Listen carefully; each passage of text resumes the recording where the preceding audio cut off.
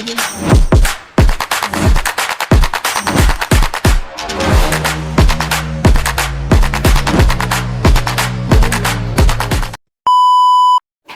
warahmatullahi wabarakatuh. Saya Cindy Aryani Susanti dari Fakultas Ekonomi dan Bisnis, Program Studi Akuntansi, akan mempresentasikan hasil penelitian saya yang berjudul Pengaruh Tingkat Suku Bunga dan Peringkat Obligasi terhadap Yield Obligasi Korporasi pada Perusahaan Infrastruktur di Bursa Efek Indonesia periode 2020 sampai 2022.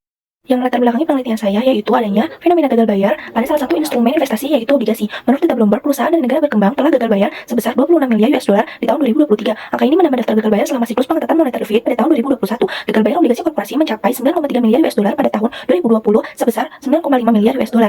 Begitu juga menurut data republika.co.id, tingkat kegagalan pembayaran obligasi korporasi mengalami peningkatan dalam 2 tahun terakhir di Indonesia. Pada bulan November 2021, tingkat kegagalan pembayaran di sektor non keuangan mencapai 2,33%, sedangkan selama tahun 2020 tingkat kegagalan tercatat sebesar 2,20% yang berarti mengalami peningkatan sebesar 0,13%.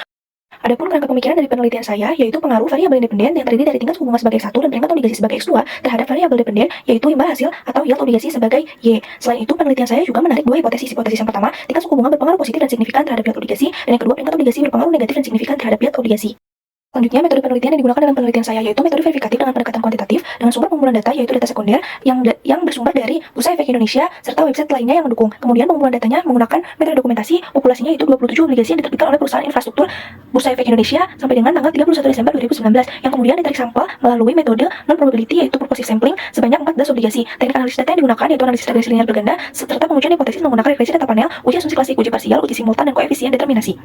Kemudian untuk hasil penelitian yang pertama ada uji asumsi klasik. Yang pertama adalah uji normalitas. Dari gambar hasil uji normalitas di samping menggunakan jar Kubera dapat dilihat pada nilai probabilitasnya yaitu 0,053301 yang artinya angka ini lebih besar dari 0,05. Maka dapat disimpulkan jika semua residual regresi telah terdistribusi normal atau uji normalitas dapat terpenuhi. Uji yang kedua yaitu uji multikolinearitas. Dari hasil output data uji multikolinearitas diperoleh hasil bahwa nilai dari kedua variabel independen yaitu X1 dan X2 memiliki nilai FIF 1.003902 atau kurang dari 10. Yang artinya setelah dilakukan pengujian menunjukkan bahwa tidak adanya masalah multikolinearitas pada variabel independen. Maka dapat disimpulkan bahwa uji multikolinearitas terpenuhi. Yang ketiga yaitu uji heteroskedastisitas. Dari tabel hasil uji heteroskedastisitas menunjukkan bahwa probabilitas koefisien masing-masing variabel independen lebih besar dari nilai signifikan 0,05 yang artinya tidak terjadi heteroskedastisitas. Maka dapat disimpulkan bahwa uji heteroskedastisitas terpenuhi. Kemudian uji selanjutnya yaitu uji autokorelasi. Dari tabel hasil uji autokorelasi menunjukkan bahwa probabilitas chi-square-nya sebesar 0,0543 yang artinya lebih besar dari nilai signifikan 0,05 yang artinya data tidak terjadi autokorelasi. Maka dapat disimpulkan bahwa uji autokorelasi terpenuhi. Selanjutnya yaitu ada analisis regresi linear berganda. Dari tabel yang telah dijabarkan di sini, maka dapat persamaan yaitu Y sama dengan 10,13667 ditambah 0,084938 X1 yaitu tingkat suku bunga dikurangi 0,328059 X2 yaitu peringkat obligasi ditambah E atau standar error. Di sini juga saya melakukan dua uji hipotesis. Yang pertama yaitu uji parsial atau uji T, di mana berdasarkan tabel yang telah dilakukan hasil perhitungannya yaitu yang pertama, variabel tingkat suku bunga atau X1 memiliki nilai T sebesar 0,6335 yang artinya lebih besar dari 0,05. Maka dapat ditarik kesimpulan yaitu tingkat suku bunga tidak berpengaruh terhadap variabel dependen yaitu yield obligasi. Yang kedua, variabel peringkat obligasi memiliki nilai T sebesar 0,016 yang lebih kecil dari 0,05. Maka dapat disimpulkan peringkat obligasi berpengaruh negatif dan signifikan terhadap variabel dependen yaitu yield obligasi. Yang kedua yaitu uji simultan atau UJF. Dari tabel yang telah ditunjukkan di sini menjelaskan bahwa hasil probabilitas dengan UJF adalah 0,034987 yang artinya lebih kecil dari 0,05. Maka dapat disimpulkan bahwa variabel independen yaitu tingkat suku bunga dan peringkat obligasi secara bersama-sama atau secara simultan memiliki pengaruh terhadap yield obligasi. Yang terakhir yaitu koefisien determinasi. Nilai R-squared pada tabel yang telah saya jabarkan pada gambar sebesar 0,15798 atau 15,8%. Hal ini menunjukkan bahwa yield obligasi dapat dipengaruhi sebesar 15,8% oleh variabel independen yaitu tingkat suku bunga sebagai X1 dan peringkat obligasi sebagai X2. Sedangkan 84,2% yield obligasi dapat dipengaruhi oleh variabel-variabel lain yang tidak diteliti dalam penelitian ini.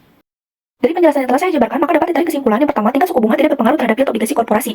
Hasil temuan ini disebabkan oleh fakta bahwa perubahan tingkat suku bunga SBI yang digunakan dalam penelitian ini tidak mengalami peningkatan yang terlalu tinggi. Oleh karena itu, kenaikan atau penurunan tingkat suku bunga SBI tidak memiliki pengaruh yang signifikan terhadap yield obligasi. Kesimpulan yang kedua yaitu peringkat obligasi berpengaruh terhadap yield obligasi korporasi. Di mana semakin tinggi peringkat obligasi, maka semakin rendah risiko defaultnya, dan imbal hasil yang diberikan juga semakin rendah. Sebaliknya, semakin rendah peringkat obligasi, maka semakin tinggi risiko defaultnya, dan imbal hasil yang diberikan juga semakin tinggi. Selanjutnya yaitu saran dari penelitian ini. Yang pertama, untuk penelitian selanjutnya disarankan untuk menambah periode penelitian atau mengubah sampel penelitian seperti obligasi negara atau government bond. Yang kedua yaitu dapat melibatkan penambahan variabel lain yang memiliki pengaruh terhadap yield obligasi seperti kupon, jangka waktu jatuh tempo, profitabilitas, inflasi, likuiditas, keputusan investasi, dan ukuran perusahaan. Dan yang terakhir yaitu untuk para investor, penelitian ini dapat memberikan pertimbangan dalam pengambilan keputusan investasi di pasar keuangan, terutama pada instrumen obligasi. Sekian dari saya. Wabillahi taufiq wal hidayah. Wassalamualaikum warahmatullahi wabarakatuh. Terima kasih.